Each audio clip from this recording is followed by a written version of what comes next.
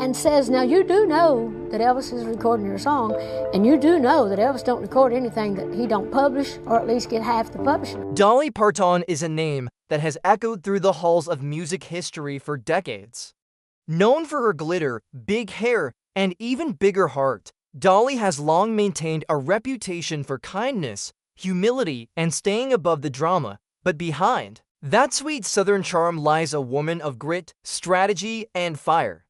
Over the years, Dolly has taken on major battles, whether standing up to powerful men in the industry or quietly shutting down critics without raising her voice. And as she once said herself, it takes a lot of money to look this cheap, but don't let the rhinestones fool you. She's always been sharp where it counts. Born on January 19, 1946, in a one-room cabin by the Little Pigeon River in Pittman Center, Tennessee, Dolly Rebecca Parton was the fourth of 12 children. Her childhood was defined by poverty, hard work, and music. Her father, Lee, was a sharecropper who couldn't read or write, but he was one of the smartest businessmen she ever knew. Her mother, Avie Lee, passed down ancient songs from her Welsh roots and taught Dolly the resilience of a woman who raised a dozen kids while battling poor health. Dolly says she got her music from her mother and her business sense from her father. Faith was central to her. Grandfather was a Pentecostal preacher, and church was where Dolly first sang in public at age 6. By the time she was 8, she had a real guitar, and by 10, she was singing on local radio shows. At 13, she recorded her first single and performed at the Grand Ole Opry, where Johnny Cash advised her to follow her gut.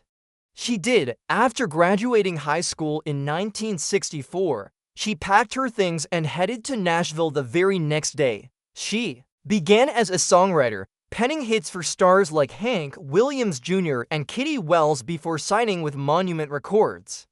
Though the label initially tried to push her into pop, it was her country roots that finally broke through. Her first hit, Dumb Blonde, landed her on the charts, and in the spotlight. The real turning point came when she joined Porter Wagoner's television show in 1967. At first, fans resented her for replacing Norma Jean, but Dolly's talent eventually won them over as her partnership with Porter blossomed. So did her career. They became country music royalty, releasing hit after hit and earning CMA Vocal Duo of the Year multiple times.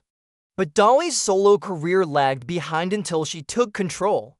She released Mule Skinner Blues and soon after scored her first solo #1 with Joshua in 1971. Hits like Coat of Many Colors, My Tennessee Mountain Home, and Touch Your Woman followed, and then came Jolene. Released in 1973, Jolene became her signature song, one she wrote around the same time as another classic, I Will Always Love You. Both songs were inspired by real life. Jolene was based on a striking redhead who flirted with her husband, while I Will Always Love You was a heartfelt farewell to Porter Wagoner. Dolly had decided to leave the show and go solo.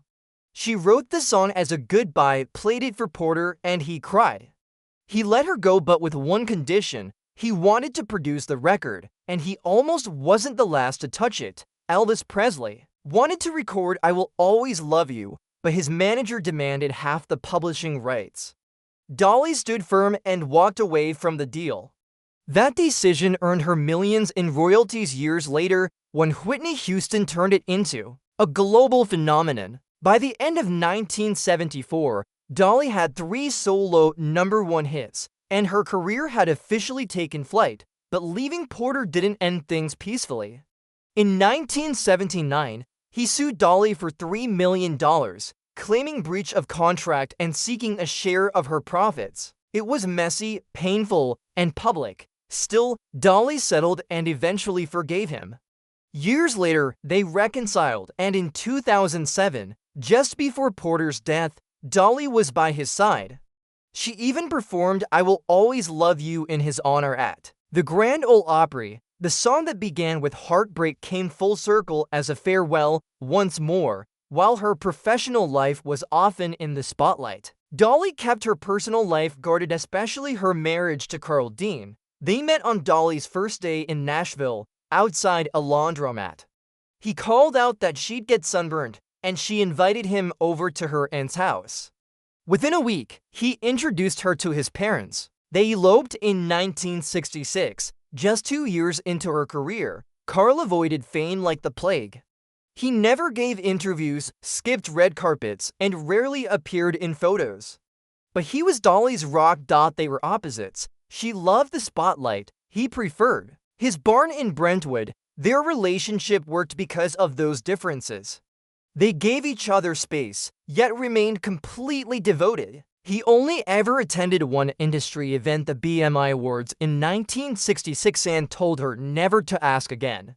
She never did. Their love wasn't loud, but it was enduring.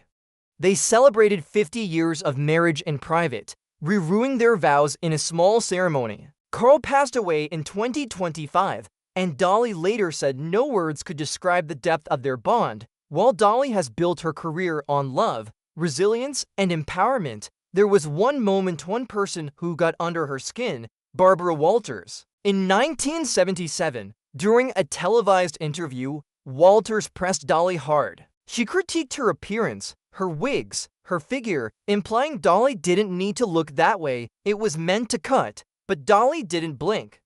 She explained that her look was intentional, designed to draw people in so they discover the substance underneath. When Barbara asked if Dolly ever felt like a joke, Dolly responded calmly, saying she knew people laughed at her but the real joke was on them. Dolly anticipated the attack.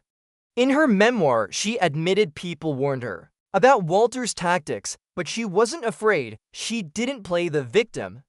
She stood her ground and let her authenticity shine. That interview still circulates today, not as a celebrity takedown, but as a lesson in self-possession. Dolly didn't fight back with aggression, she simply refused to play the game. And in doing so, she walked away with her dignity and the last word. From her humble beginnings to becoming an international icon, Dolly Parton has always done things her way. She's turned pain into poetry, heartbreak into hits, and rhinestones into resilience. She's not just a country star, she's a blueprint for how to succeed without losing your soul.